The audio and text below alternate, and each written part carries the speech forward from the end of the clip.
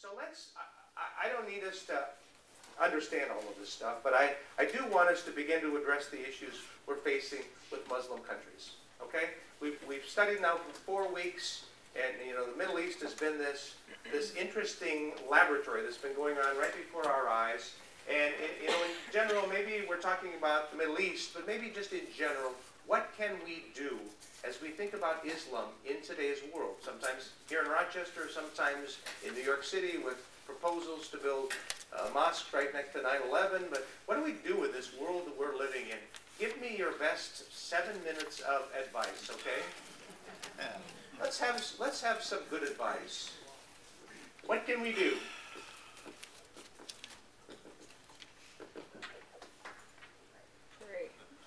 Pray. Okay, that's a good answer. Pray. We can pray. Absolutely, we should pray. Communicate. All right. So communicate with whom? Our own politicians. All right. So maybe with Muslims and ourselves. Our own politicians. Our own politicians.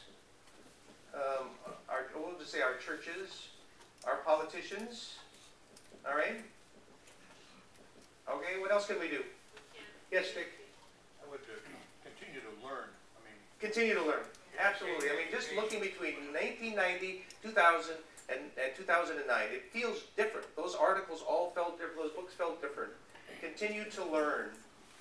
Absolutely imperative. Now, you're all supposed to read your Bibles, too.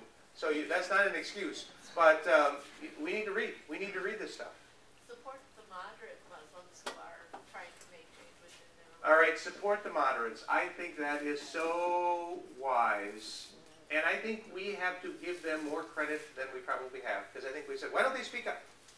And I think there's maybe a hair of truth to that, but I think a lot of them have spoken up. We just haven't found it yet.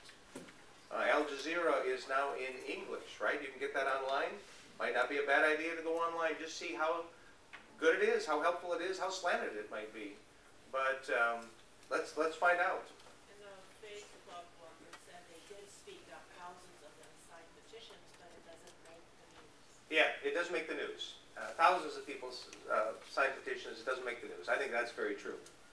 I think in supporting, though, we have to understand that the American government and the American society and ideals are not necessarily the panacea for the better world.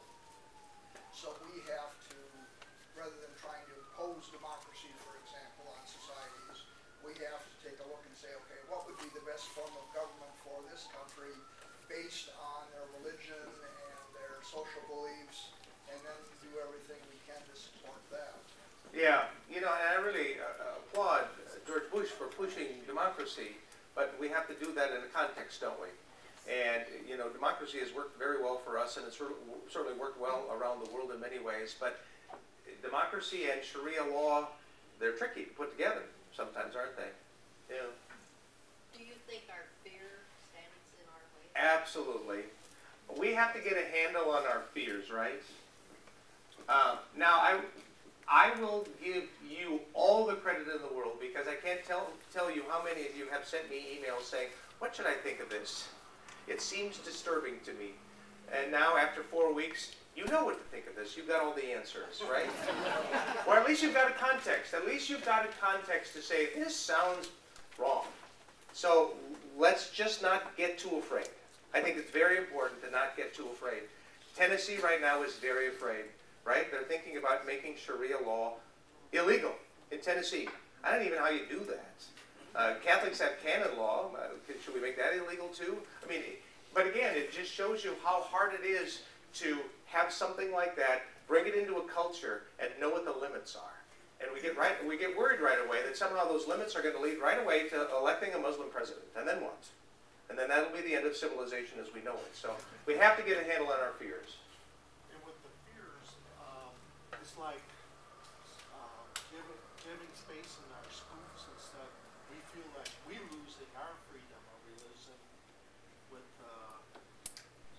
being able to get Bosnians a place in schools for their kids to worship, but we don't have the power to do anything. what's going on in schools and the workplace. Have we lost freedoms in the process? You know, I think that's a fair conversation to be having, because you know, if the schools say absolutely no Christianity whatsoever, and I don't even know what I'm advocating when I say that, but it's like that strict separation that we've had to have. So what does that mean now with Islam in the schools? We should be having that conversation on many levels in a healthy way, not a fearful way, but in a healthy way. So, yeah, Lois? I'd like to suggest that we support moderates in our country too. Support moderates. You know, one of our thoughts is perhaps at Forum next fall is to have somebody come over from the mosque and speak to us at Forum, and maybe prepare a list of questions along the way just to kind of get the juices going there, but realizing that some of those questions would relate to some of the fears that we have. But we need to engage in dialogue, and we need to know each other better. You know, yes, Shirley? I think we need to be open, and we should listen to many different voices. I listen to Fareed Zakaria every single Sunday. I tape him if necessary, about 10 o'clock on CNN. And he, I feel, he's where it is. All right. He knows the culture. He knows very much. Yes, be open to voices. I mean, I hope I gave you articles from a variety of traditions, because we have to be open to a variety of voices. Absolutely. How about stop watching CNN? Stop watching CNN? I don't think anybody's watching CNN anymore, so, yeah. A variety of voices. A variety of voices. Dialogue, that's with our Muslim friends. We have to be very careful if you're in that country.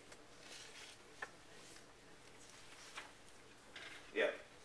We have to be very careful when we travel to countries with Islam, and have to be careful about the kind of dialogue, because they can have unintended consequences.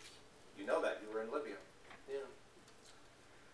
But I think if we have neighbors that are Muslims, we should take advantage of that. Again, we have to do that within certain constraints of politeness and civility, but I think taking advantage of an opportunity to cross boundaries is very important. We have a Muslim here today. Welcome to you. Your first name was Army? Say it again? Army. Ami, okay. And he's a Muslim, so welcome to you. We're glad that you're here. Everybody talk to him afterwards, okay? he'll straighten out everything I've said today, okay? So. And I'm in charge of quotas. Per person or for everybody? It's important. It's important. Thank you for coming. Yes? It seems like the European countries have decided that they are not integrating Muslims into their societies, that they tend to isolate themselves. And is that, part of the problem, that we don't try to integrate them into our society, as opposed to them, when you're in the minority, you tend to stay with people that are in the minority as well. Maybe. Did everybody hear that? Europe hasn't really brought them into society, and there's been kind of a war on what political correctness is in Europe these days, and what, how we can engage with people that think differently from us. And I think it's a real struggle for Europe right now. I think the United States does melting pot a lot better than Europe does. It does. But even so, we've got a huge challenge in front of us. We do. Absolutely huge challenge. Because this feels so strange.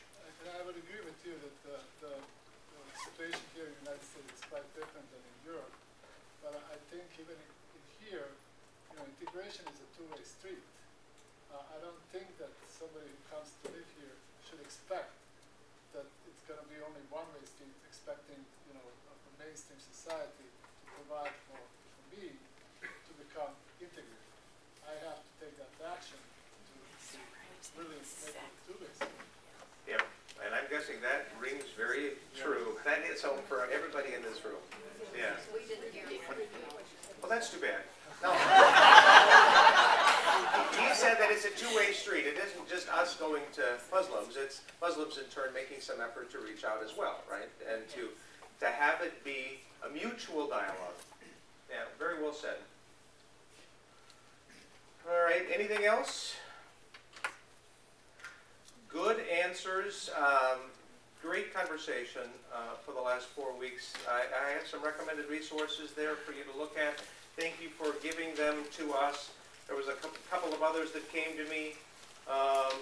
Unfortunately, I didn't get them in there, but the name of the one book was Infidel. Infidel by Ruth Lundeen, and she didn't write the book, but she told me about it. Infidel by Ruth Lundeen, friend, Percy Ali, I don't know, I can't read it. And then another book, The New World of Islam, by Lothrop Stoddard. So we'll get that in another list down the way. We will be continuing, I'm sorry, go ahead. I just want to thank you for having this Yeah, class. you're welcome.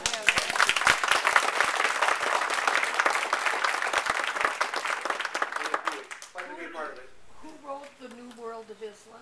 The New World of Islam, Lothrop Stoddard, S-T-O-D-D-A-R-D. It was published in 1921. So, thank you for doing this. We will continue this dialogue on many different levels. Not sure what. Certainly showing up at Forum in May when we talk about Muslim-Christian relations. Probably having somebody from the mosque come next fall and engage us in dialogue. I thought about perhaps engaging a book study of the book Beyond Fundamentalism, because I think it would lead to lots of interesting conversations. So there'll be things down the road. We might even have a class on Israel and Palestine, since that's a related issue. But thank you so much for being a part of this. This was a great class.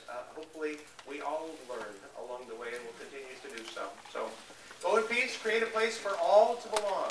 Thank you.